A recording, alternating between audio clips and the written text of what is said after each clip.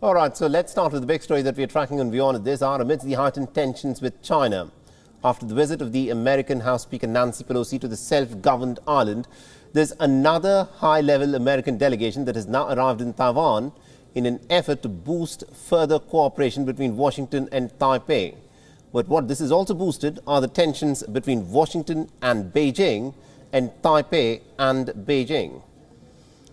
Now, the delegation is led by the Indiana Governor Eric Holcomb. This is the latest high-profile U.S. officials' visit to the island, and the delegation has met with the Taiwanese President Tsai Ing-wen as part of the visit. And during the meeting, the President Tsai Ing-wen directly referenced Beijing's drills and has called for all like-minded nations to support Taiwan.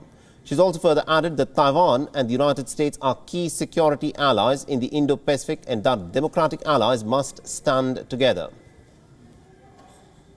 台湾也面临中国在台湾海的周边的军事威胁。此时此刻，我们民主阵线的盟友更要团结起来，加强各个领域的合作。Meanwhile, Indiana governor has vowed to provide support to boost the ties between both sides. Because we share so many common values and interests and goals, there are more opportunities ahead of us than I think there ever have been before for us to continue to strengthen and cultivate and nurture this relationship as our economies grow and grow together. Meanwhile, the U.S. delegation arrived in Taiwan on Sunday, kicking off a string of foreign visits that defy China's increasing attempts to deter West from engaging with Taipei. The West is part of an economic development trip that will also include a stopover in South Korea. Now, Holcomb would also meet with representatives from the Taiwanese semiconductor companies later in the day and is also expected to sign various trade and technology memorandums of understanding. Now, Taiwan is home to the world's largest contact chip maker. There's been no immediate response from China on the visit so far. Meanwhile, a bipartisan group of Japanese lawmakers led by Keiji Furuya of the ruling Liberal Democrat Party will also visit Taipei today. Now, the Japanese officials will be in Taiwan till the 24th of August and will meet with President Tsai Ing-wen to discuss China's growing aggression and also the island's improving defense mechanism with the U.S. Now, all these developments come as China continues to conduct military drills around Taiwan. China, which claims the democratically governed Taiwan as its own territory, has been carrying out war games near Taiwan since U.S. Speaker Nancy Pelosi made a two-day visit to Taiwan earlier in the month. On Sunday, Taiwan's defense ministry said that it had detected at least about 12 aircraft and 5 vessels from China's PLA near its territories.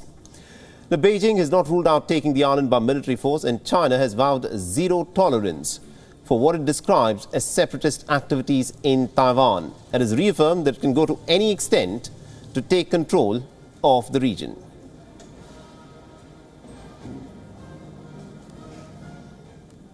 And also our correspondent Xin Liu is in fact reporting from Taipei on the heightened tensions. Listen in to what she's had to say. The PRC is very hesitant to attack Taiwan at this point in time. It's because Taiwan is technically the semiconductor hub. So, if the Chinese were to attack Taiwan, they would no doubt put a lot of pressure and it will actually affect the global supply chain, not only internationally, but also it may affect China itself. We are also talking about how the semiconductor is also seen as item that will actually help to protect Taiwan's safety and interest. But if these manufacturing factories will eventually move to the U.S., what will actually continue to ensure Taiwan's safety in the near future? So no doubt we are seeing that the Taiwanese ministry reassuring the public that everything is be okay because Taiwan will still continue to be the front runner and forerunner in this semiconductor development industry, and all the know-how will probably still be remade in Taiwan. But as to how this global supply chain will eventually turn out, and also at the same time how this competition between China and US in terms of global supply chain and especially semiconductors will eventually play out is still yet to be seen. This is Xin Liu reporting from Taipei, Taiwan. And also to give us more insights in terms of what's exactly happening in Taiwan at this point of time, we're being joined in by Nicola Smith, who's joining us live from Taipei, who's an Asia correspondent for the Telegraph. Now, Nicola, thank you very much indeed for joining us here in WION. And the question that I want to ask you is The tensions in the Taiwan Strait rose up immediately in the aftermath of Nancy Pelosi visiting Taipei. And since then, there was another American delegation that came. And this morning, there's been another American delegation that has visited Taipei and has met with the Taiwanese president. The question that I want to ask you is America deliberately now sending in more delegations, one, to show its support to Taiwan, and secondly, is also pretty willing to accept that this will result in more tensions in the Taiwan Strait? Well, first of all, I don't think America is deliberately sending in more delegations. I do believe that a lot of these delegations were already scheduled before Nancy Pelosi's visit. And we have seen a number of delegations over the past year or so, dating back much longer than that. But it's been quite normal for delegations to come to Taiwan, both from the United States and from other countries. We've seen several from the Baltic nations and Central European nations over the past year.